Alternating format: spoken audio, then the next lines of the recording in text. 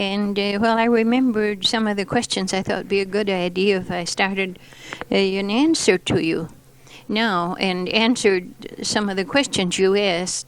Well, concerning Claire, I haven't heard from him. You know, I wrote to him, and I haven't had an answer. Well, I had one answer. Then I wrote again, and I haven't received any answer. Well, and I suppose he takes streaks when he becomes somewhat despondent, and it isn't to be wondered at. I imagine he's still at the hospital. I wrote to Dorothy, George's wife, you know, or widow rather, and asked her to call him up and talk to him or write to him, and I guess she had. Anyway, she said something about it. I said, I thought that seeing that we were all related, that we should remember him because he is an orphan in every sense of the word. So, I don't know. I haven't heard. I suppose I'll sit down and write another letter. I'm not going to send him a tape because I find it a little difficult to mail the tapes. I'll have to get some special envelopes or boxes or something. And I don't mind making the tape, but I find it difficult to get them fixed up, you know, so that I feel they're safe in sending. I'll put this tape into its own box when I send it, and then I suppose I could put some coagulated paper around it and tape or tie it up as firmly as I can, and then wrap it. That seems to be the only way I know of doing. Well, anyway, as far as my health is concerned, it's much the same as usual. I'm pretty well, and I don't get around very much. But of course, you know, I'd rather be at home than anywhere else. And the dogs are just fine. And little Mitzi is so cute, you know. You should see her cock her ears and look at me when she hears me say her name. And when people come to call, she accompanies them into the kitchen and gets on that chair by the door to shake hands with them when they leave. And she never passes that up. And we all think it's pretty cute. And Tara's fine. And she's a pretty good doggy, too. They all both are. And so I have the comfort of their presence here. And it makes quite a difference in the home to have some living thing with you. Well, anyhow, did you get a picture from me at Christmas time of you and myself in the kitchen? You holding that old ironware dish that I gave you, you know, from Grandma's? I was wondering whether he had sent you one of those. He sent me one, and he'd given one to different other people for Christmas. And then he asked me when he wrote, if you want one of those pictures, you have to put it in your bed, he said. And evidently he had disposed of all of them because it took some time before I got mine. He'd had another made, you know, then because I had asked for it. And I remind myself of Mother so much. I've got it sitting up here by the door on one of those little bookshelves. And it seems it's kind of a home like to just go and look at it because I remind myself so much of Mother, yet my features aren't like hers. But there's something about it anyway that makes me think of Mother. I was just wondering if you'd gotten one of them. Well, Daphne and Vernon are fine. I sent away to get one of those Quaker 6-shelf book library centers. It cost me 9 books. And then, of course, the sales tax, 4% non-Minnesota. Well, anyway, it came, and I started putting it together, but I just found it too difficult. I didn't have the strength in my hands. So I asked Vernon if he would, and he did. He put it all together, and he also promised to put the next one together when it comes. I sent for another because I've decided to give Anne my piano as soon as she can get it moved, because it takes up the room, and, you know, I no longer enjoy hearing it played, and I never play it myself. And my hearing being so difficult, it sounds just beastly to me, you know. Everything out of tune. When other people play it, I feel just like I better get up and leave the house, or else just plain go crazy. So I think I might just as well let her have it now. Then I'll have a little more room in the corner there. I know all of you girls have your own pianos, so Ming is the only one, and he never did take any interest in it, although I have written and asked him if he minded, because I wouldn't want to hurt anybody's feelings.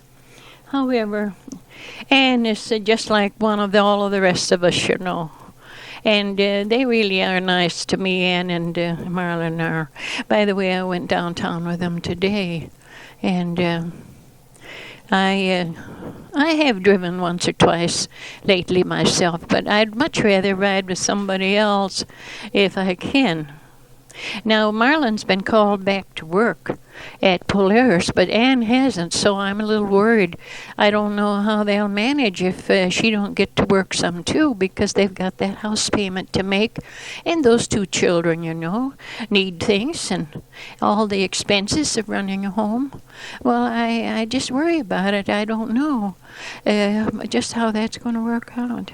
But I hope and pray that God will undertake for them so they can make it and get along, Things get kind of strained sometimes when there isn't enough money, don't I know? Well, anyway, I got a letter from Joy, one yesterday. I've had a few letters from her since Christmas, not many. But she's been kind of, of course, when Bill was there, that was about all she thought of, and I didn't wonder. But I got a letter from her yesterday. Bill, of course, is gone now, and Ming has been real good about writing. We had quite a few letters from him right along, and giving me what news there was. And anyway, I know they're all living, but they're all in a row now about Nixon, and his idea of putting some money aside. Personally, I think it's a very good thing, but I guess other people don't all agree. Anyway, they think it's terrible because he's cut out a lot of welfare. Well, personally, I think Joy herself needs help. But, she's always been very open-handed, and Bill stayed there for, I don't know how long, and didn't contribute much of anything.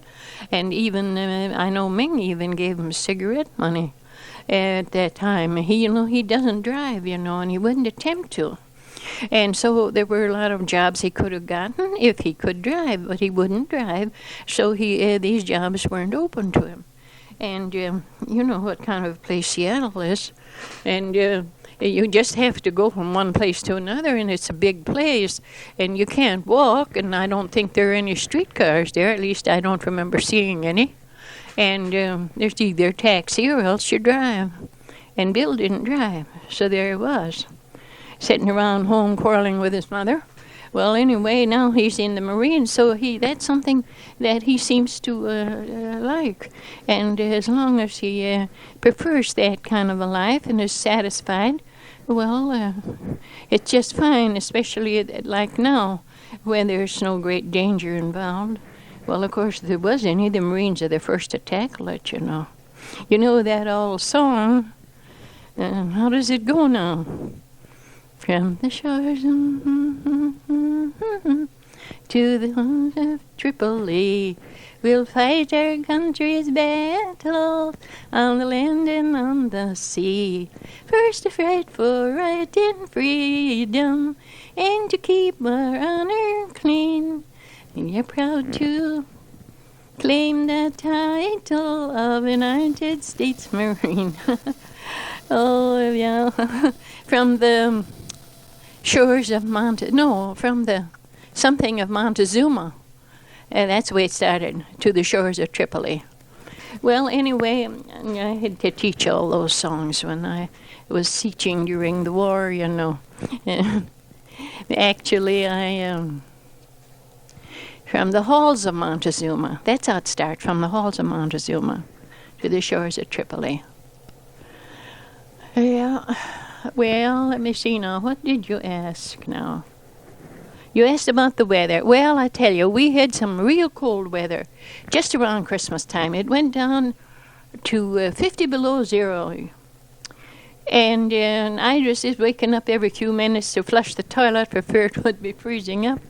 Although I had the pipe wrapped last summer with an electric band in there, and I had it connected up so it shouldn't know to get. And then I also had it connected up with a hot water heater, so it didn't freeze. But I was always worried, and I still have it connected up to the electricity because the snow all melted away from the banking. Well, anyway, as I said, this cold weather lasted a while, and we had one storm so that enough snow fell so that I had to get out and sweep the paths, or I guess I used a snow shovel. Out to the side of the street and on down to the garbage can and around to the door of the garage and to the woodshed and so on. Well, then that kind of seemed to end it. No more snow, just a light sifting. And then no more snow shoveling. And they was the weather went down to around, stayed around 10 above zero, and gradually, up and down a little bit, but not below zero. And then finally it got up around 30 and so on, and all the snow is gone now. And it's been gone, too, in all month. All of March, the snow is kind of just disappeared. There wasn't much of it in the beginning, and it just melted off. And then now lately, there's been a few little light snow powders of snow. Sometimes, a couple of 2-3 inches, but in another day of sunshine, it's all gone. And that's the way it's been now twice. Of course, I went out with the bird feed, and I got some crushed corn to feed beside the bird seed, and then I also put out some peanuts for the squirrel, and the squirrels go and dip into the crushed corn. I have a little dish sitting on the ground below the bird feeder. And so they're there, it looks so cute to see them sitting there helping themselves. And I'm so glad they have a place they can go to get something to eat and don't have to starve. Well, I tell you, the little sparrows look pretty plump. I think they never had a better time. They sit there and pick and eat, I don't see many of the pretty birds, though, for some reason or other. I don't know what happened to the grosbeaks, the yellow, and brown or black grosbeaks. And there were some red grosbeaks with brown wings we used to see. But this year I haven't now. I think some knucklehead just put out poison, somewhere or another poison things, so that they've been practically decimated, killed off, Anyway, we don't see them. But there are some other little tiny brown birds and some chickadees. And when I had the bird feeder closer to the kitchen window, I could look out, and notice there were some wee tiny little brown birds that had rosy-colored breasts and little red cockades. They were only about half the size of a sparrow. And they stayed here for a little while, and then they went on further north. So they disappeared. They just went further north. So now it's mostly just sparrows. I think I've only seen 1 or 2 grosbeaks all winter. And I don't know what's happened to them. But I suppose it's always disappointing to see something like that disappear, that some people don't seem to realize that things of that kind need to be taken care of and cherished in place of just putting out poison and carrying on with some hateful thing all the time, and never minding what gets killed and all. Well, I don't enjoy this killing business, and I don't like to see things killed, wolves or deer or anything. The wolves have to go up into Canada to escape the people that live in Minnesota. Now they're trying to do something about it and think there should be a limit to the number. For one thing, they should quit giving bounties. These big timber wolves are almost extinct. And while, of course, they maybe have done some damage off and on, but they're not near as likely to do the damage that the little old pocket gopher does. There's a lot, and skunks, too, are kind of miserable sometimes, but not enough so that you have to go right out and try to kill everything you see moving around. There are a lot of people that just think that anything they see moving should be killed. I got after the kids for shooting at the squirrels here in my yard with bows and arrows and even air rifles. I told them if they didn't quit that, I'd take a hand to them. And furthermore, the squirrels belong to me, I said, that are coming to my yard, and you just let them alone. So, that family moved away, thank goodness. And that the 13-year-old boy naturally was taken with his folks, thank goodness. I don't know why. None of my kids ever were that brutal about anything. Ming was very tender-hearted about animals. And when I taught school, one of my main projects was to try to make them realize that things had a right to live. I did the best I could, anyway. Well, anyway, that isn't probably of any great interest to you, but I'm sure you've come in contact with the attitude often enough. Anyway, I'm trying to think of things that maybe you'd want me to talk about. Well, as for the Norwegian songs, you know, I have a little old book here. If you get up here again this summer, I'll show it to you. It's so old, Mother had it as long as I can remember. And it was just a paperback, and the outside covers have just simply crumbled away. But the inner pages, I have to handle it with great care. It's so brittle, you know, and weak, kind of. But it's in the old-fashioned Norwegian print. You know, nowadays, the Norwegian language is printed with English letters.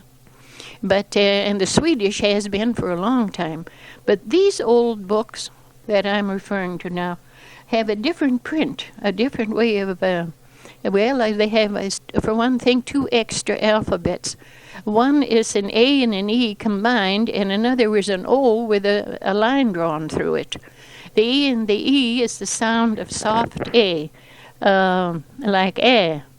And the O with a line drawn through it has a sound of and then all the capital letters. Well, I tell you, it's something. Just think the capital V is made like a capital B, and so is the capital B made the same way. How you're supposed to know the difference? Well, and there's an X made like a little R, a small R, with a kind of a little web under it. That's the way X is made when it's used in the middle of a word. And then I take the letters K, S, K, J. That has the sound of SH, like sh. And different other combinations of that kind. There's a combination that has the sound of ch and of k, just like plain K. And all of those things I had to learn them by comparing them with words I really knew well, you know. And I finally taught myself to read, so that I was able to read several Norwegian songs. And then I changed them to English. As soon as I was able to read them well enough to understand them, then I changed them to English, and I wrote them in rhyme, just as I did with Nicolina. Nicolina is really a Swedish song. And you remember me singing that, don't you? Well, anyway, I wrote, I think the first verse I had sometime before. I had at one time an English version of Nicolina. But I think the first verse is more or less the same. It sort of came back to me when I kept looking at it, you know. But the other verses are different because I have written them myself, and they have nothing to do with any other version, any other English interpretation. But the first verse it may be similar to some other English translations, but the other verses aren't. And then I had another song I found. It is Goodman Torsen Stod Opinion. And I got that all written so I could read it and understood it.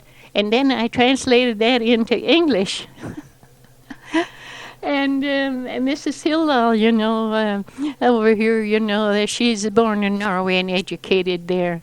She's the one that gave those little shows, little yarn, little yarn dolls and animals and things, you know, and gave those entertainments.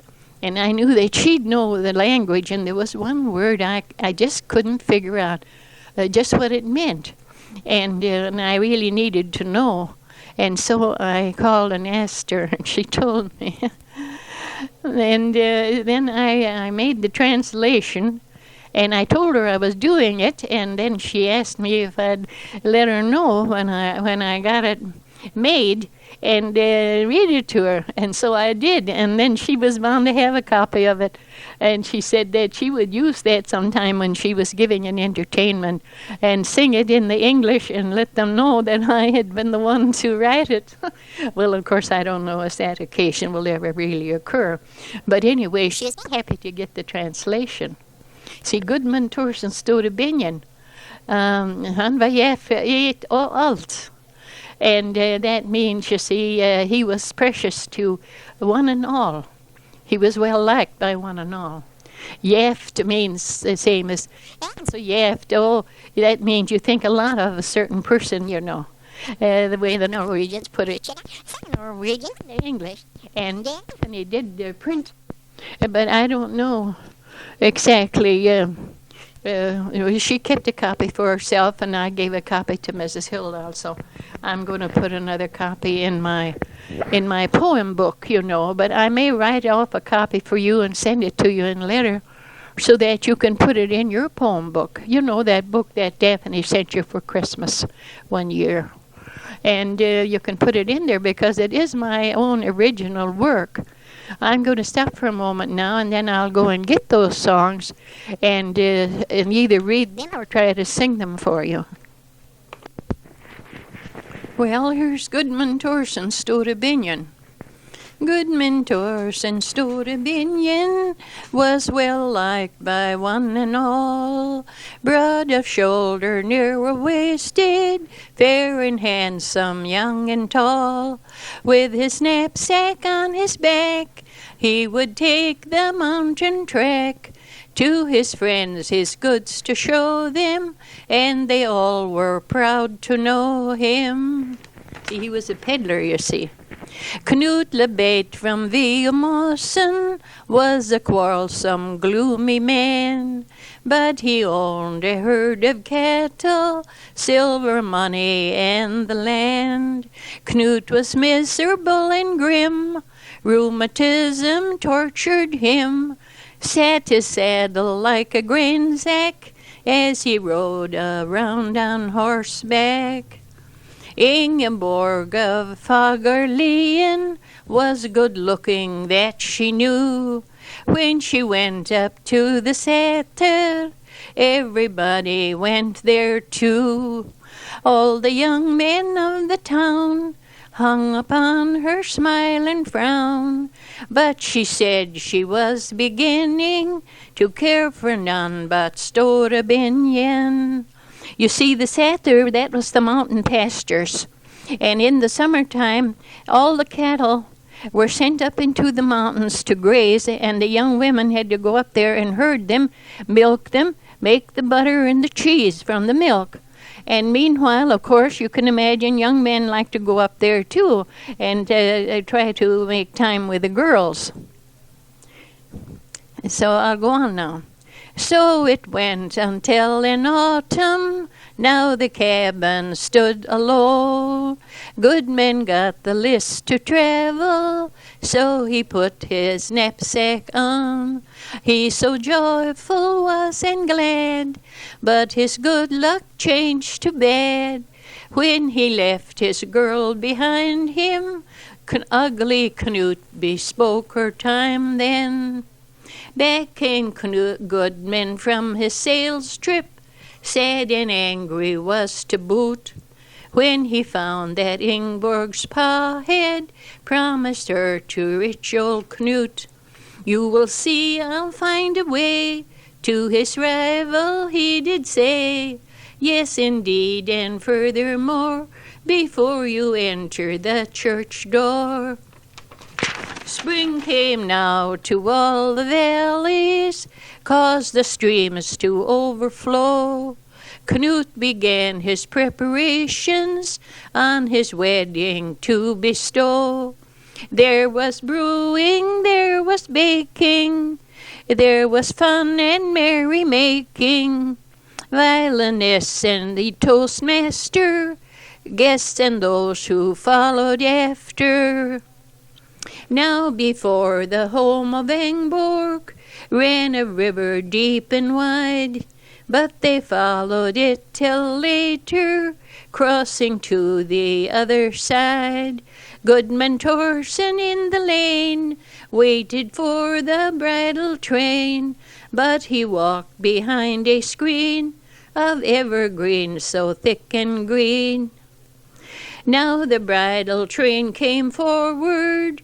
In excitement Knut did yell, "Cannot someone wade across then? I'll be glad to pay him well." But they answered him with spite, "Knut, you hold your promise light. Wade across, no, none will try then." "Yes, I can," said Stora Benjen. Mid the tumult and the clamor, Goodman approached the smiling bride, placed her high upon his shoulder, waded to the other side.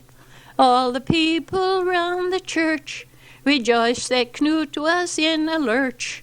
Priest and deacon were agreed how they thought those two should be wed now. So they were, and all were happy except Knut, and he gave up with all the grace that he could muster, had to drink the bitter cup. There's a saying to this day, when things go wrong and skies are gray, and you scarce can face it even. "Yes, I can," said Stora Benjen. Now here's what I used to sing. I often heard her sing it. Jättesol inhöjt till I vare, I halva och tulla, jättebägge så far, med säkta mäste på tulla. Och hej och hå, det får så gå, I träga mäste på tulla, till hova krulla I ulla. Och så kom ulven och lassanes fram, och tog och kopp på tulla. Och kaderinga det var sjelang, och pengan var icke många. Ja, hej och hå, I träga mäste på tulla, det hova krulla I ulla. Jag fick mer ut att tulla med, eller en liten fläck ut av blåve. Käming aldrig med till Fagerli, I vår och gräset är gråve.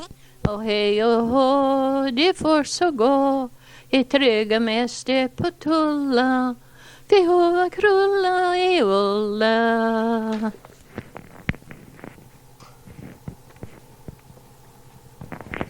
Now here it is in the English, but I had to change the name of Tulla to Turley in order to get it to rhyme. I herded sheep upon the Fagerli, I was most careful of Turley. I stayed from early spring till late at fall, I thought the most about Turley. Alas, and so it has to go, I sorrow most about Turley, because her wool was so curly. One day the wolf at break of dawn came sneaking down so early. I never realized that she was gone, but he'd carried off my Turley. Alas, and so it has to go, I sorrow most about Turley, because her wool was so curly. There'll never be another lamb as darling as my Turley. How sorrowful for her I am, because her wool was so curly. Alas, and so it has to go, I sorrow most about Turley, because her wool was so curly.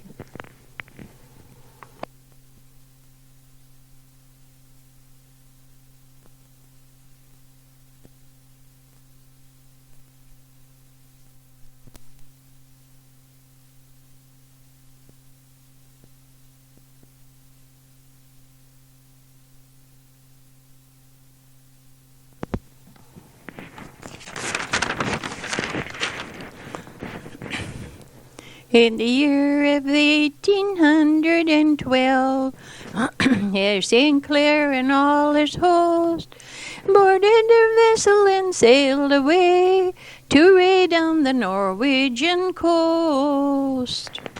At night the pale full moon shone down, the waves lay so quiet and still. A mermaid up from the sea appeared and prophesied St. Clair ill. Turn back, you Scottish men, I pray you'll my warning not spurn. If ever you reach Norway's coast, you'll never, oh never return. Quiet your noise, you poisonous troll, Herr St. Clair answered with fury. If ever I get you in my control, you'll regret ever having come near me. He sailed for 2 days, he sailed for 3. They dreamed of the riches they'd find there. Early the 4th day the coast they could see. The ocean was calm and the day fair. Near Gulbrand's mountains they steered for the land, and accoutred themselves for the fight. Then made for the villages nearest at hand, to burn, kill, and steal as they might. The soldiers were gone to attend the king. This attack was a complete surprise. Women and children and old people too were struck down ere they could arise. The farmers now gathered what weapons were round, and fled to protect the high pass. Here the Scots too late now found, they could not attack in a mass. One after another the Norse hewed them down, and threw them into a ravine. St. Clair was first, and before the sundown, not a Scottish invader was seen. Not one living soul was left to return, to tell about what had been done, and how dangerous it was to go visiting there, in the land of the midnight sun. Now that was the St. Claus visa. Of course, I didn't go into all the detail the Norwegian version gives, but I've told what really happened, the important points anyway, the best I could. Now this next one is, I call it the Danish soldier, and I've left out some of the verses there too, and I just wrote down what I thought was the most important.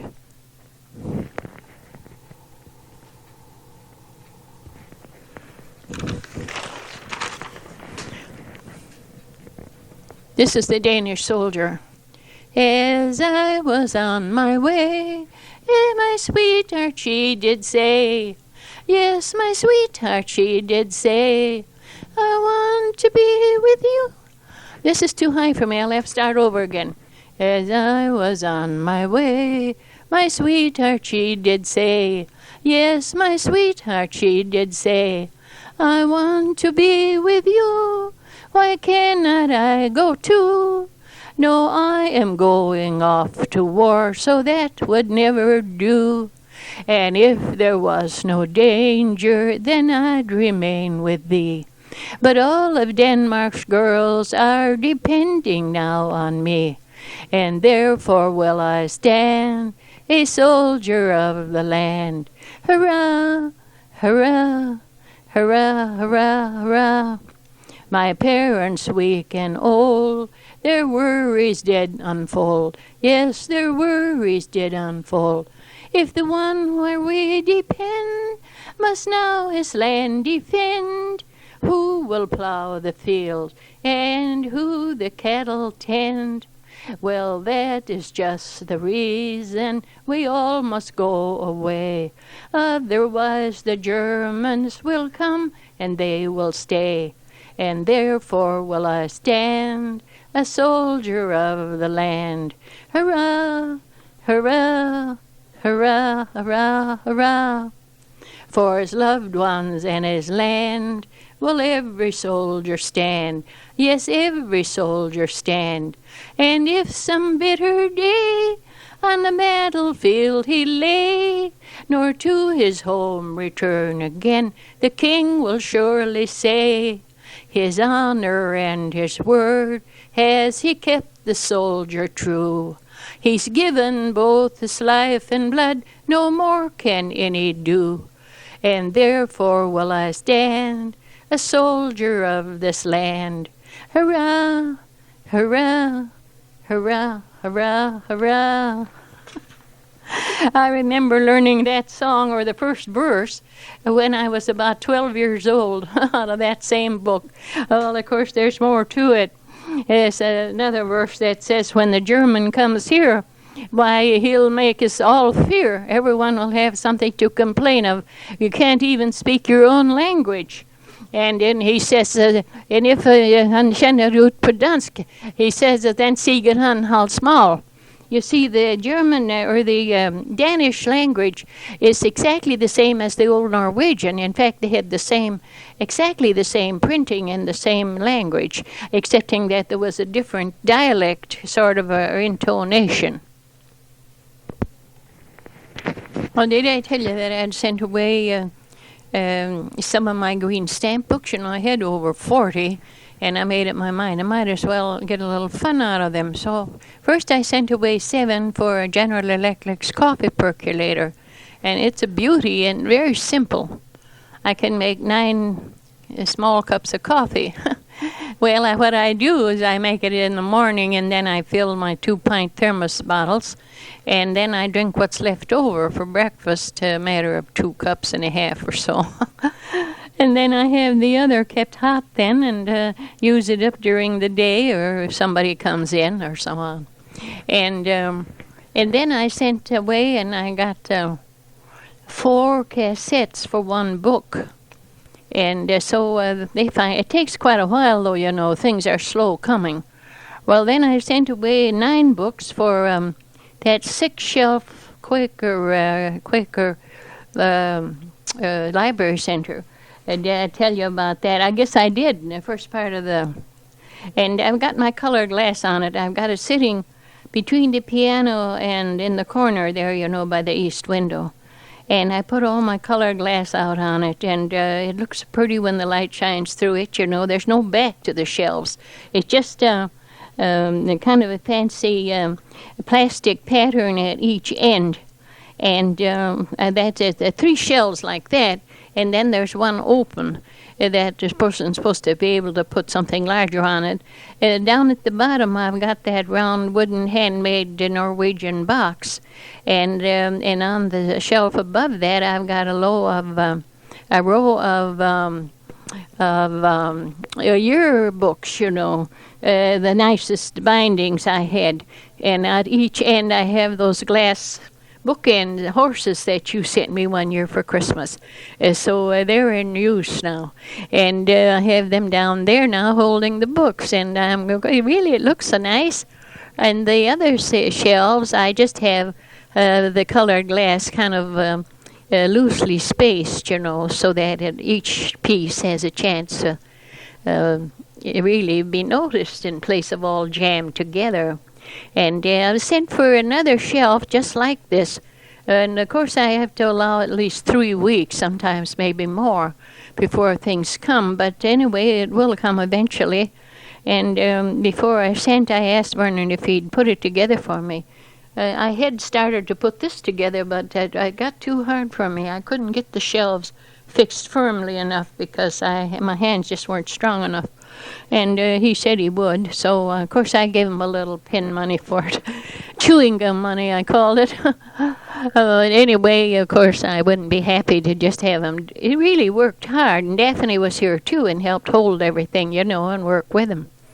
So the dogs were so happy when they were working on the shelves. Both Tar and Mitzi were running, standing around, looking and smiling. Oh, you know, you're just like they were children, you know, so excited, you know, about something like that being done. And Tar, seemed to notice it after I'd put it up and put the things on it. I noticed her looking at it and observing it. Mitzi didn't pay attention, but Tara seemed to. Of course, Tara's older, you know. She's in her 17th year now, bless her little heart. Yeah, I remember when the girls are about that age, you know, just beginning to take notice of boys and all. I taught school when I was 17. Well, such things aren't required of the dogs, of course not. They're just friendly and go in and out. Little Mitzi's right here for supper. I'll have to give them something special, I guess. Well, there you go. I'm going to put this down for now. If Daphne will come over here, I'm going to ask her to come anyway, and then she can hear your cassette, you know, your tape, and then she can add to this if she will. Anyway, she was here yesterday, and we played Scrabble in the evening. We usually do. So I'm going to sign off for now, and then I'll tell her about this and ask her to come over when she can.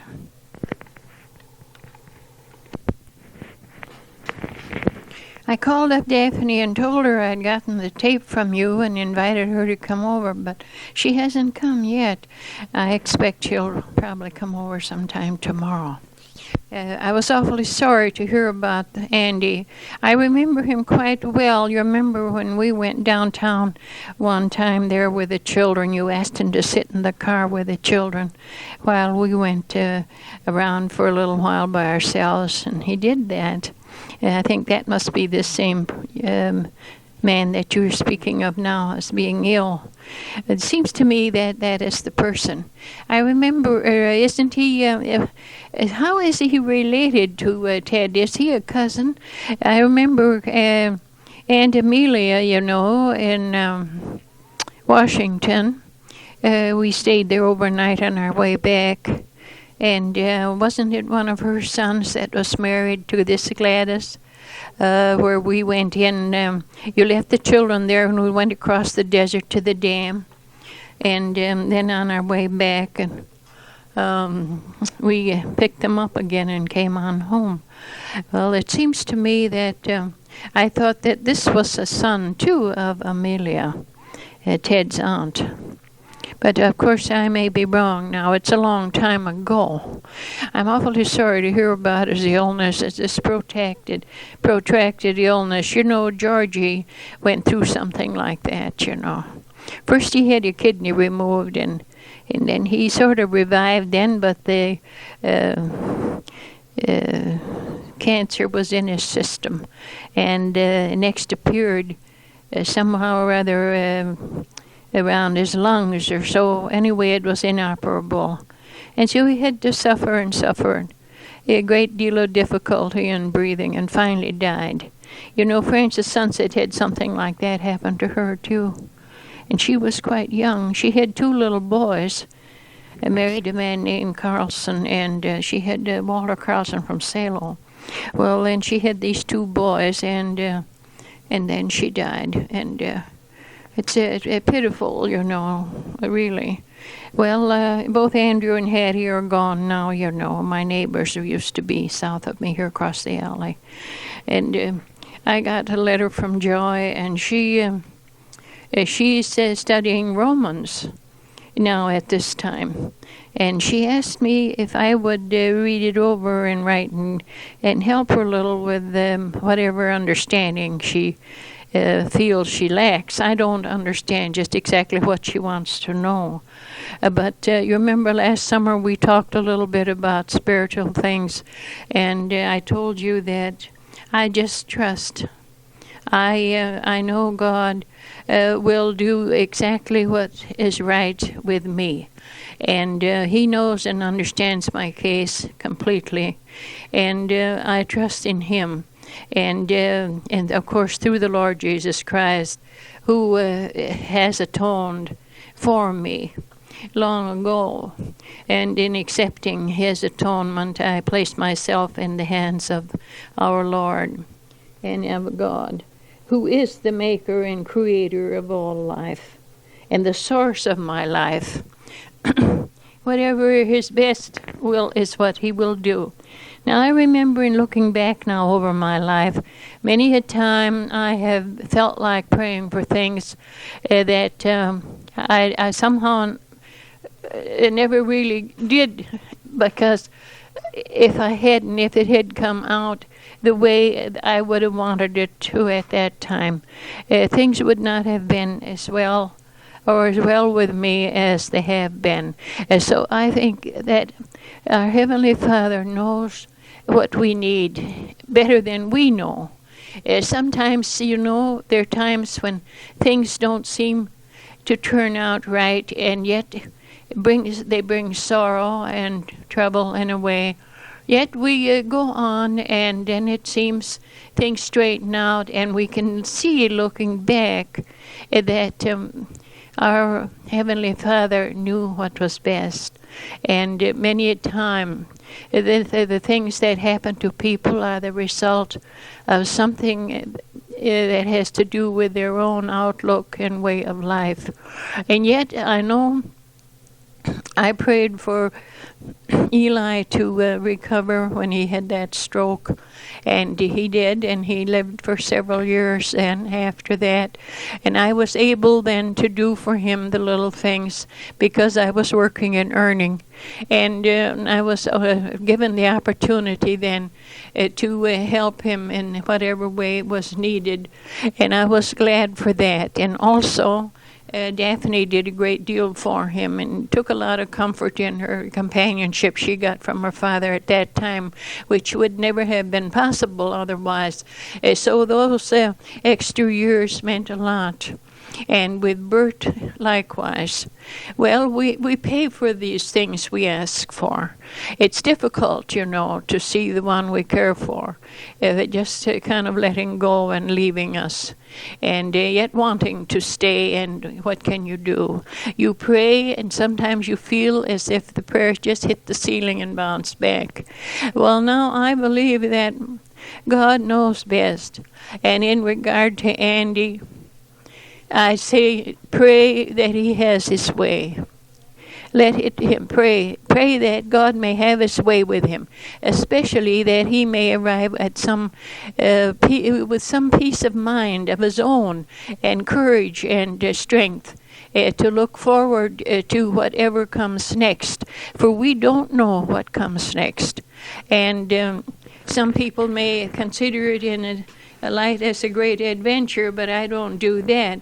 However, I do think that the love of God is our strength and our stay. And if we have that, we have a great deal. I'm looking at Romans right now, the 35th verse in the 8th chapter, where it says, "Who shall separate us from the love of Christ? Shall tribulation or distress or persecution or famine or nakedness or peril or sword?" And then it goes on to say that the 38th verse, "I am persuaded that neither death, nor life, nor angels, nor principalities, nor powers, nor things present, nor things to come, nor height, nor depth, nor any other creature shall be able to separate us from the love of God, which is in Christ Jesus our Lord." Now then, that includes death. It includes suffering, and anxiety and grief and all the rest of it. So we've got to be prepared to accept these things, though it isn't easy. I just don't know what to say other than that. I look to God for Him for strength, and I'm getting sort of near the end of the trail now, too, but I don't intend to allow myself to worry or to feel anxious about anything. I just trust in God and relax and enjoy every day as it comes. Now, this winter I really enjoyed myself. Thanks you again, Mariel, for the tape recorder. I've gotten a lot of good out of it, and I've enjoyed myself a good deal with it. I've tried to teach myself to sing. I've taught myself to read Norwegian. I've written these different little translations that I've given to you now. And I've really felt that my mind was active and alive, although I haven't been too active physically. However, I've kept the house going, comfortable. I've burned mostly gas. I haven't attempted to burn much wood or coal. I just thought I'll burn gas, and I keep the door closed into the bedroom and into the kitchen, so that all I've had to heat where I sit, is this big front room. And then, of course, the little gas heater in the bathroom keeps the rest of the house, the kitchen and the back part, comfortable enough. And so I've worked out it hasn't been too expensive. I've gotten along all right. And how I do praise and thank God for events that have made it possible for me to be financially independent. I tell you, there's a great deal of comfort to me to know that I'm not having to call upon my children or upon public charity for subsistence. I'm glad of that. I feel that it's God has taken care of me in one way or another wonderfully. But of course, I've tried to help myself with what I have to do with.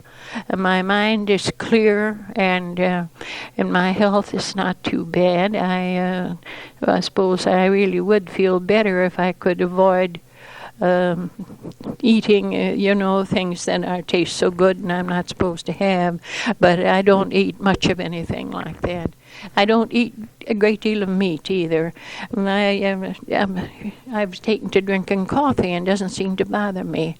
Did I tell you I'd gotten a percolator with green stamps? I think I did. But anyway, I've used coffee this winter and it hasn't seemed to bother me at all. By the way, did you get a picture from Ming for Christmas? I think I asked you that once before. And I asked him for one, and he came, and I got it sitting up in front of me here. And I have another picture right beside it of Mother and we 4 children, taken when I was 8 years old in Northfield. So there's 70 years between that 8-year-old picture and the 78-year-old one right beside it. And I think that God's been very good to me, and I think He has in this in preserving my children, too. And my children are all grandparents now, and happy, I hope, in every way. I'm sorry about Joy, but I advised her strongly not to divorce Nat. I think it's better to overlook some things and try to get along, and do the best you can. But, of course, you can't live other people's lives for them. I pleaded with her not to do it, but she was determined, and of course things are as they are now, and I can't very well do anything much about it. I wish I had money enough to give her something every month, but that I can't. I've got to try to get along. I hope that I'll have enough to get along on, so that I won't become a burden to my children or anybody. Ming, I see the children now and then, that is Anne's youngsters, they're going to school, and it's surprising how well little Shelley is getting along, The first part of the winter, she hadn't yet learned to read, and they stop by every once in a while, and of course they seem to like to draw or write or draw pictures or do something. And I asked her then if she could read, but she said no, but she was learning to make the letters and so on. And then, of course, Michael is 9 years old now, last fall, and he's in the 4th grade, and he's a very good reader, although he has that eye problem. He's got a lazy eye, and it doesn't seem to improve any. But he's a very good reader and very much interested in geography. He's always looking at my atlas when he comes. And maps of all kinds. So I've taught him how to read road maps and various things of that kind. I think it's, I try to teach him a little something every time he comes over. Last time they stayed here, when the folks went down to the veterinary in Greenbush to get shots of the dogs, to get shots. Why, then I taught him all about the solar system, our universe. And he learned all the planets by name and their position around the sun and all. I thought he was pretty bright to do that so quickly.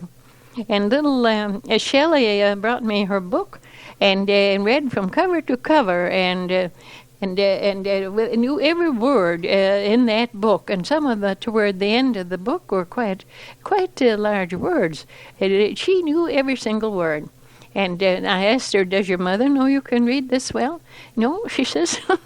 I don't suppose Anne had taken time to sit down with her. And when I do see her, there's so many things we talk about, I can't hardly get time to say everything I want her to. But I was going to tell her to have her listen to Shelley read. She'd be surprised. I kind of think Shelley maybe will need glasses, though, because I noticed she looked quite closely at the page. Well, Muriel, I think my tape is pretty well used up now. Michael came in, and he's going to tell you the names of the planets now. Mercury, Venus, Earth, Jupiter,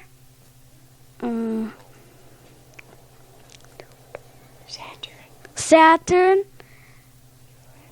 Uranus, Neptune, and Pluto. It's pretty good, don't you think? He's in the 4th grade now, of course, but I don't think he said this in school yet, have you? Well, don't just shake your head. She can't see you. No. I taught him the other evening, and I was surprised how quickly he learned. He's a very good boy at science and geography. And now he's going to be good at math, too. He's going to get down now to business and learn all his combinations. Because this year, he's supposed to learn multiplication tables, too. In the 4th grade, up to 9. 9 times 9, I think it is, isn't it? 81. Yeah. Well, I didn't see Daphne yet. I think I'll finish up this tape now, and then I'll pack it up and send it to you, and the other tape later on. On this tape now, you've got those Norwegian songs translated, and also a little news and so on. Well, I wonder, there isn't any snow left here now, but what is how warm is it? Look at the thermometer and tell me.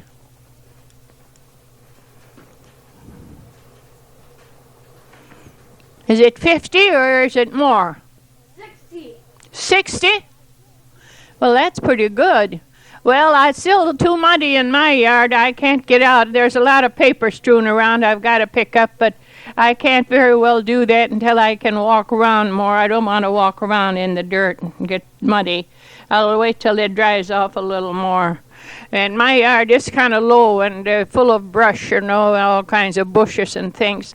So it catches all this paper that people are so kind just to throw out on the street or whatever they do. I don't understand what the idea is, but I've had this to contend with ever since I lived here.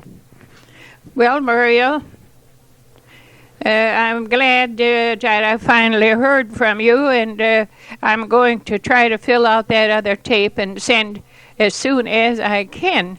Well, I don't know. I may just leave this too until I get the other tape finished.